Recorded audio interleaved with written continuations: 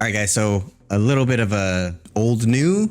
I don't really know what to call it, but we all know I'm a huge fan of Linkin Park. I'm a huge fan of Chester and what kind of Chester meant to a lot of people, myself included, and his death being closely intertwined with Chris Cornell's death. There's a lot of conspiracies around it that I won't get into, but that whole thing it affected me in a certain way and in a big way. But recently, I have a bunch of music Instagrams that I follow, and one of them posted a clip of this. And when I saw it, I immediately got off of it because I wanted to do a reaction to it. So Linkin Park did a show, I'm not sure where, Project Revolution 2008 in Charlotte, North Carolina, it looks like. So it's alive, and they were doing their shindig. I guess it's a festival, and they went into crawling. I'm skipping this part, but Mike rapped the first verse of Hands Held High, and then it went into the reanimated intro to Crawling. So it transitioned to Crawling, and this is Crawling. And then Chris Cornell comes out and sings Crawling with them. So kind of two powerhouse, probably some of the people would argue two the best rock vocalists of all time. Both ended their lives tragically, but on one song. And this was the friendship that brewed between them. So I'm excited to watch this. I'm sure I'll get emotional, but let's get into this. Let's go. This is Linkin Park Crawling live with Chris Cornell. So I skipped that rap part for time's sake, but this is going right into Crawling.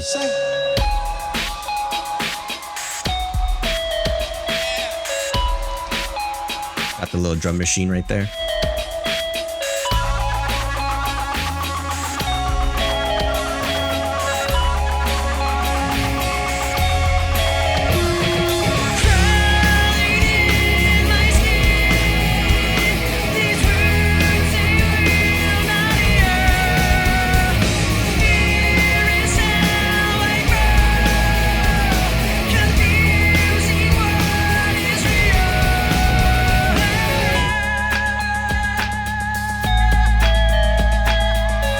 The band I regret not seeing live, and I had the chance to.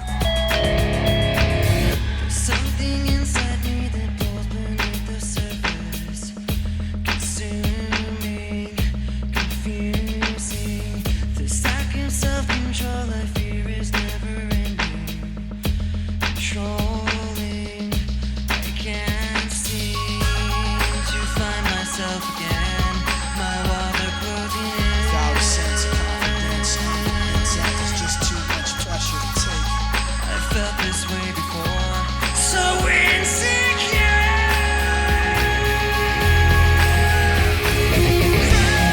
Crawling in my skin, these wounds they will not heal.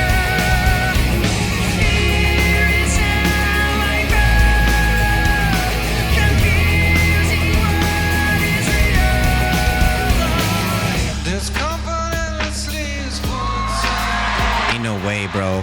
this reacting. Against my will, I stand beside my own reflection. It's haunting. But before we get, I couldn't imagine, man. If I was at this show, like, and I'm like vibing in Linkin Park, like this is the best shit ever. Chester's amazing, and then Chris Cornell comes out. I'm like, which one of these vocalists do I like better? I don't know. It's too hard. I grew up with both, right? I grew up in a household, or one of the households that played a lot of classical rock, Soundgarden, Pearl Jam, Temple of the Dog. Y'all better know what that is. Say Hello to Heaven shows Chris Cornell's range. Maybe we'll react to that on the channel too. I grew up with that. And then I grew up in junior high. Linkin Park helped me through a really, really hard time. They were the main band that did. And I mentioned this before. A lot of bands did, but they were the main band. So like this would be like the child inside me, or the preteen, the teen inside me. Like I would be going crazy emotionally. I want to talk about Chester's voice real quick, and then I'll let this finish, and then we'll discuss. But Chester is one of the few vocalists, rock vocalists specifically, that I feel like doesn't waver throughout the entire show. And he's using an immense amount of energy to sing the way he does. It takes a lot of control. It takes a lot of work to not that it's like hard for him, but it takes a lot of energy to sing the way he does. He never wavers. You never hear his voice crack. None of that stuff, which is insane because Chris Cornell, like I said, is a great vocalist. And I think there could be an argument between both of them being best, but I personally think Chris Cornell is one of the top, if not the top. And he has his moments live, right? I've yet to hear a recording from Linkin Park. Granted, I haven't heard all of them, where Chester is bad or has an off, even a little bit moment.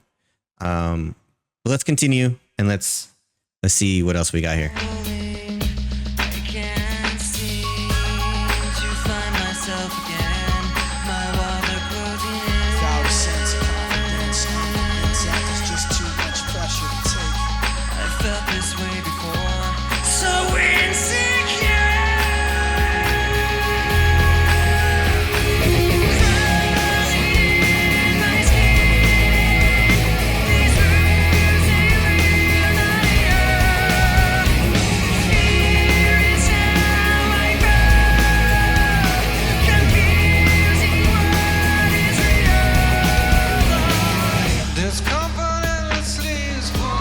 Whoever's recording knew he was coming out, by the way. Against my will, I stand beside my own reflection. It's haunting how I can't seem to find myself again. My walls are closing in. Without a sense of confidence, it's just too much pressure to take. I've felt this way before. So insecure.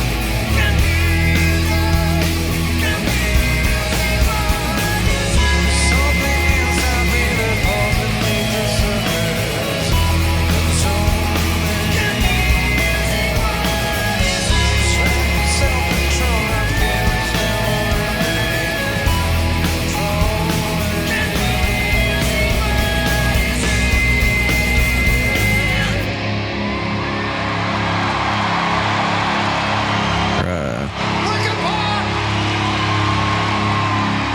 Our good friend Chris Cornell! Thank you. It's emotional for me. Like, I think Chester's death kind of hit me more than it should have. Well, I don't want to say more than it should have, but like, it's like an actual family member, which is weird to say about somebody. But like I said, their music had a lot of effect on a lot of people, and it's wild that he was able to help so many people, myself included, but we couldn't help him, right? A little ditty though about that, the part that Chris Cornell sang was special to Chester because it was his main addition to the song. I mean, they all wrote the lyrics, but that portion of it was Chester's portion. That was his baby, and that was him speaking his mind.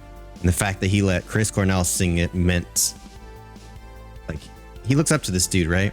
But those harmonies were something to behold. I want to listen to it one more time. It's where I stand beside my own reflection. It's haunting how I can't seem to find myself again. My walls are closing in. Without a sense of confidence, it's just too much pressure to take. I've felt this way before. So insecure.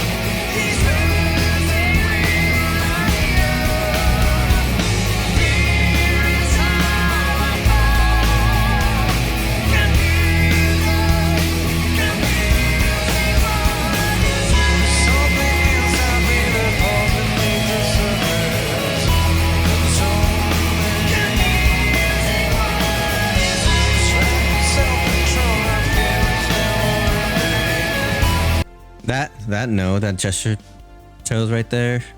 He's done it a few times, but it's crazy to me. I don't know, the way he sings it. I feel that.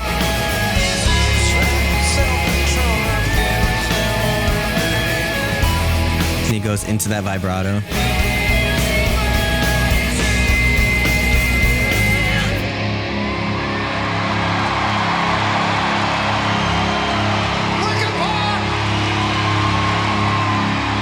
Well, as amazing as that was, right? It's kind of a bittersweet thing to know that one, neither of them will be on a stage separately ever again, but together specifically. It's a shame, man. Like, maybe we'll react to this too, because I'm gonna mix in some stuff I've already heard, because it's different listening to it, like just to listen and actually going in with a reactor's mindset and analyzing everything, right? But they did a live version on Jimmy Kimmel of One More Light, and they dedicated to Chris Cornell, and the emotion in Chester for that was like crazy. And I don't know. I think, you know, there's a lot of bands that when we were younger were like, oh, they're emo, or they're too, like, I don't even know what we would say back then, but like, you know, Linkin Park's too like suicidal, right? And we're kids, so do you know how, like I said, they made a big impact. And then in high school, when the hormones are crazy, and I kind of was getting out of my issues with depression and stuff, they started doing their more poppy stuff for sure. And back then, I was not into the poppy stuff. I'm still not into a lot of pop music, especially rock that's turned to pop. But however, going through some of them, like Heavy, I really like because of the impact of the song and the emotion in the lyrics. One More Light is another one, but just the impact that Chester has, the vocals. I do think he could take pop, like a pop song, and sing it probably better than half the pop artists out there, right? Now, I'm not gonna say like he could outduel like Whitney Houston or anything like that, but he can hold his own for sure, man. Like, I don't know, Chester's one of those like once in a lifetime talent. So is Chris Cornell, but in a different way. But the fact that they were able to meld into this was really cool. And I liked the fact that the band wasn't overly bombastic and like jumping up and down, right? It's a slow song, but they let them take the spotlight, as they should. Man, to have been there must be incredible. The people who are in that crowd, like, they have that for the rest of their lives. Like, that can go up in the tank forever. And they can say, and it's on here, it's on YouTube. They can be like, hey, I was here. I did this. I was able to see this. That's cool, man. That's really cool. Again, Linkin Park's one of those bands, looking back, man, I've seen so many bands. I've seen a lot of bands multiple times. I had the opportunity to see them, and I just didn't do it because of for whatever reason. And I wish I did. Same with Soundgarden, actually. I had an opportunity to see them, and I didn't. You live and learn, man. You live and learn. Anyways, appreciate you guys being here, hanging out with me for this. This was really fun and emotional and sad all at the same time. If you liked my reaction, you liked me, what I did here, I do have a Patreon and YouTube membership. I do stuff like this on there, but I do a lot of other cool stuff. Currently, I'm working on editing a video, deep dive into High Ren, the music of High Ren, so chord progressions, his fingering on the guitar, kind of breaking down the transitions and what the thought process was for that song. Really interesting, was really fun to record, and I'm having fun editing it as well, just to kind of see his mindset and kind of what he was going for the music on that one. So stay tuned for that. That'll be out on the Patreon pretty soon. That's a Patreon exclusive, so that will not be on YouTube at least anytime soon. So if you would like to see that, you can join the Patreon. A lot of stuff like that will be on the Patreon, and kind of off the cuff stuff as well. Again, it's not expected or required, but it does help the channel out a lot. So I do appreciate anybody who wants to do that. And then like, subscribe, hit that notification bell, all the normal stuff. I do appreciate the love and support you guys have been showing me, and please do remember that good vibes are contagious.